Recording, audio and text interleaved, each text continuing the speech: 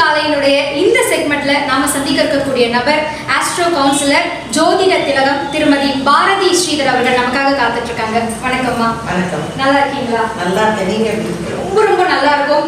ஒவ்வொரு நாளுமே ஒரு பாசிட்டிவ் வைபோட ஒரு நல்ல தகவலோட நமக்கு இந்த இடத்துக்கு போனா வழி கிடைக்கும் அப்படின்ற எண்ணத்தோட ஆரம்பிச்சோம்னா நிச்சயமா அந்த வெற்றி அப்படின்றத எட்டி பிடிச்சிடலாம். அதற்கான ஒரு வழியை தான் இந்த நிகழ்ச்சியின் மூலமா நீங்க சொல்ல போறீங்க.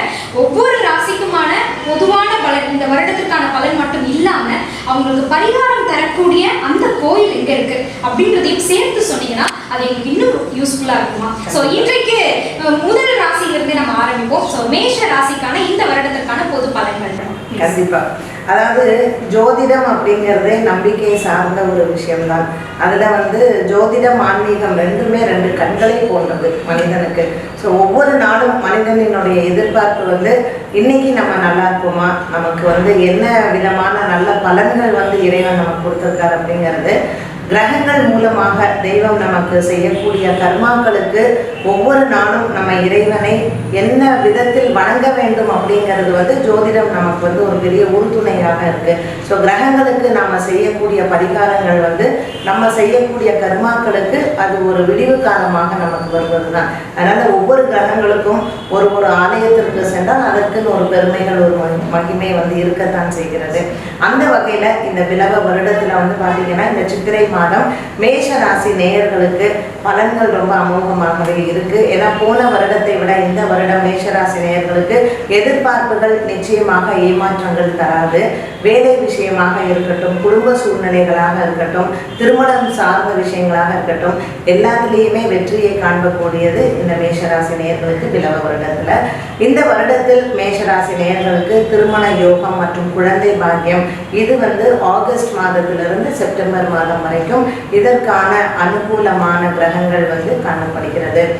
இன்வெஸ்ட்மெண்ட்ஸ் பொறுத்த வரைக்கும் ஷேர்ஸில் இன்வெஸ்ட் பண்ணுறது, இல்லை தங்கம் வாங்குறது, வெள்ளி வாங்குறது, இது எல்லாமே அக்டோபர் நவம்பர் ஆகிய மாதங்களில் ரொம்பவே சிறப்பாக இருக்கும்.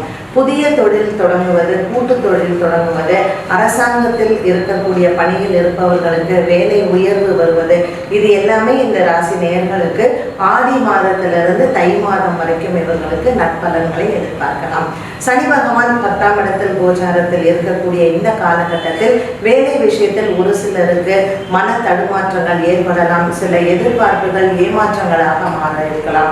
அந்த சூழ்நிலைகள் மாறி இந்த வருடத்தில் ஜூன் மாதத்திலிருந்து செப்டம்பர் மாதம் வரைக்கும் தொழிலில் நல்ல முன்னேற்றங்களும் மற்றும் அரசாங்க பணியில் இருப்பவர்களுக்கு இடமாற்றத்துடன் பதவி உயர்வுகளும் எதிர்பார்க்கலாம். குரு பகவான் இந்த வருடத்தில் 3 ராசிகளில் வருகிறார். அது அதிசாரம் அப்படின்னு சொல்றோம். ஸோ இந்த வருடத்தில், இந்த பிளவ வருடத்தில் பார்த்தீங்கன்னா மகர ராசி, கும்ப ராசி, மீன ராசி 3 ராசியிலையும் குரு பகவான் வருவதனால் மேஷ ராசி நேயர்களுக்கு குருவின் பார்வை ரொம்பவே அமோகமாக இருக்கும்.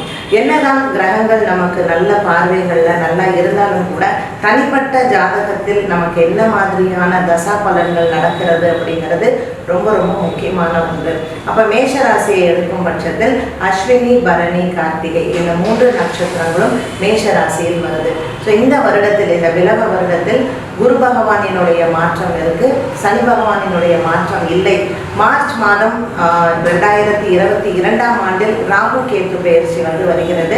ஸோ ராகு பகவான் மேஷ ராசிக்கு தான் வருகிறார். அதனால இந்த மார்ச் மாதத்திற்கு பிறகு ராகு பகவானினுடைய பெயர்ச்சி சற்று குழப்பங்களை மேஷராசி நேயர்களுக்கு கொடுக்கும். அதனால பண விவகாரங்கள்ல கொடுக்கல் வாங்கல் மற்றும் புதிய தொழில் ஆரம்பிக்கிறது, கூட்டு தொழில் ஆரம்பிக்கிறது, நிலம் வாங்குவது, வாகனம் வாங்குவது, வாகனம் விற்பது, மாற்றுவது, இது போன்ற நிகழ்வுகள் எல்லாமே இந்த ஜூன் மாதத்திலிருந்து செப்டம்பர் மாதத்திற்குள்ள ஒழுங்கான முறையில் இவங்க பிளான் பண்ணி எக்ஸிக்யூட் பண்ணாங்கன்னா மேஷராசி நேயர்களுக்கு நிச்சயமாக ஒரு நல்ல சந்தோஷமான வருடமாக இந்த வருடம் இருக்கும்.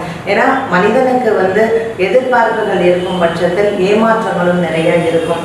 இதற்கு நம்ம கண்டிப்பாக தெய்வத்தின் அனுகிரகத்தை நம்ம தேடுவோம். அதனால மேஷராசி நேயர்கள் இந்த வருடத்தில் செவ்வாய்க்கிழமை தோறும் முருகப்பெருமானை பிரார்த்தனை செய்வது ரொம்ப நல்லது. நீங்கள் எந்த ஊரில் இருக்கீங்களோ அங்கே இருக்கக்கூடிய முருகர் ஆலயத்துக்கு செவ்வாய்க்கிழமை தோறும் செல்லலாம். இதில் ரொம்ப பிரசித்தி பெற்ற ஆலயங்கள், எந்த முருகன் கோவிலுக்கு சென்றால் எனக்கு நன்மை நடக்கும் அப்படிங்கிறது நிறைய பேருடைய எதிர்பார்ப்பு இருக்கும்.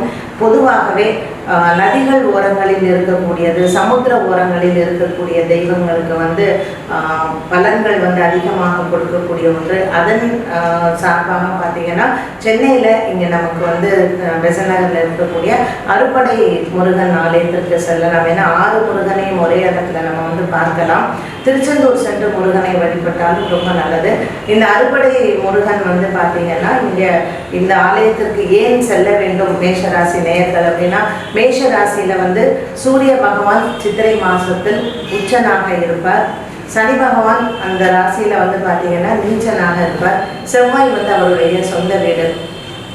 எந்த ராசி நேயர்களுக்குமே சூரியன், செவ்வாய், சனி இந்த 3 கிரகங்களும் நல்ல நிலைமையில இல்லை, நல்ல பார்வையில் இல்லை அவங்களுடைய பலம் அதிகமாக இருக்கு அப்படின்னு சொன்னால் உடல் ஆரோக்கியத்தில் நிறைய கேடுகள் வருவது, மருத்துவ செலவுகள் அதிகமாக இருப்பது, திருமண தடைகள் இருப்பது, கணவன் மனைவியிலேயே ஒரு அந்யோன்யங்கள் குறைபாடுகள் இருப்பது. ஸோ இது போன்ற ஒரு சங்கடங்களுக்கு வந்து இந்த 3 கிரகங்களும் காரணமாக இருப்பார். முக்கியமான ஒன்று செவ்வாய் தான் நமக்கு கடன் பிரச்சனைகளிலிருந்து நிவர்த்தி கொடுக்கக்கூடிய கிரகமாகும். ஸோ கடன் தொல்லையில் இருக்கிறவங்க, கணவன் மனைவி அந்யோன்யத்தில் குறைபாடு இருக்கிறவங்க, திருமணம் நின்று போனவங்க, இவங்க எல்லாருமே வந்து முருகப்பெருமானை செவ்வாய்க்கிழமை தோறும் இந்த வருடத்தில் சென்று வணங்கினால் நீங்கள் நினைத்தது நிறைவேறி உங்களுக்கு நல்ல விஷயங்களும் வாழ்க்கையில் நிச்சயமாக காண்பீர்கள். ரொம்ப நன்றிம்மா.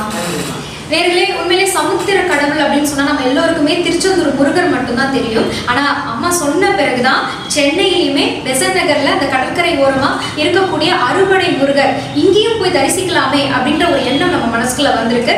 இதே இடத்துல இப்படியே விட்டுடாம நேரடியா அந்த கோயிலுக்கு சென்று அந்த கோயிலினுடைய ஸ்தல வரலாறு, கோயிலினுடைய சிறப்புகள், வழிபாடு முறைகள் இது எல்லாமே நமக்கு தெரிஞ்சுக்க போறோம். வாங்க கோயிலுக்கு போகலாம். அனைவருக்கும் வணக்கம். புத்தம் புது காலை நிகழ்ச்சியினுடைய இந்த பகுதிக்கு உங்களை வரவேற்கிறதுல ரொம்ப ரொம்ப ரொம்ப மகிழ்ச்சி. திருச்செந்தூரின் கடலோரத்தில் செந்தில்நாதன் அரசாங்கம் அப்படின்ற பாடல் நம்ம கேட்டிருக்கோம். கடலோரத்தில் இருக்கக்கூடிய அந்த முருகனை போய் தரிசிக்கணும் அப்படின்னா அதற்கான ஒரு நாளுக்கு நம்ம எதிர்பார்த்து காத்துட்டு இருப்போம். குறிப்பாக சென்னையில் இருக்கக்கூடிய மக்களுக்கெல்லாம் அவ்வளோ தூரம் போகணும், இறைவனை பார்க்கணும் அப்படின்ற அந்த எண்ணமும் வருத்தமும் இருக்கும். தொலைவில் இருக்கே அப்படின்னு சொல்லிட்டு, ஆனால் அருகிலேயே கடலோரத்திற்கு அருகிலேயே அறுபடை வீடும் இருக்கு அப்படின்ற ஒரு அற்புதமான விஷயத்தை வாய் மூலமா சொல்றது மட்டும் இல்லாம இந்த செக்மெண்ட் மூலமா நம்ம நேரடியாவே உங்களை கூட்டிட்டு வந்து காமிச்சிருக்கிறோம். கடற்கரைக்கு மிக அருகில் இருக்கக்கூடிய அறுபடை முருகன் கோவிலுக்கு அருகில் தான் இப்போ நான் நின்றுட்டு இருக்கேன். இந்த கோயிலுடைய சிறப்பம்சங்களெல்லாம் நம்ம வந்து தெரிஞ்சுக்க போறோம். இந்த கோயிலுக்கும் வருவதற்கான வழிகள் அப்படின்னு பார்த்தீங்கன்னா எக்கச்சக்கமான டிரான்ஸ்போர்ட் வசதிகள்லாம் உங்களுக்கு இருக்கு. கோயம்பேட்ல இருந்து அறுபடை முருகன், பெசன்ட் நகர் பீச் அப்படின்னு சொன்னா எல்லாருக்குமே தெரியும். எலியட்ஸ் பீச் அப்படின்னு சொல்லி கேட்டுட்டு நீங்க வந்தீங்கன்னா ரொம்ப அற்புதமா வந்துடலாம். இது ஒரு டூரிஸ்ட் ஸ்பாட் மாதிரியும் இருக்கு. இங்க பக்கத்திலே வேளாங்கண்ணி மாதா ஆலயமும் இருக்கு. இன்னும் கொஞ்சம் தூரத்திலே பாம்பன் சுவாமிகளுடைய ஜீவசமாதி அடைந்த இடம் இருக்கு. அது மட்டும் இல்லாம அஷ்டலட்சுமி கோயிலும் இங்க இருக்கு.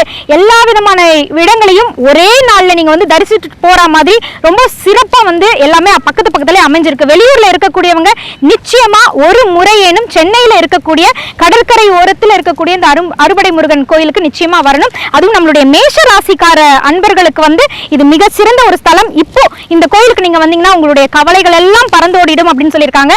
அதனாலதான் நம்ம நேரடியா இங்க வந்திருக்கோம். இந்த கோயிலுடைய சிறப்பம்சங்கள் இது எல்லாமே நம்ம தெரிஞ்சுக்கலாம். வாங்க.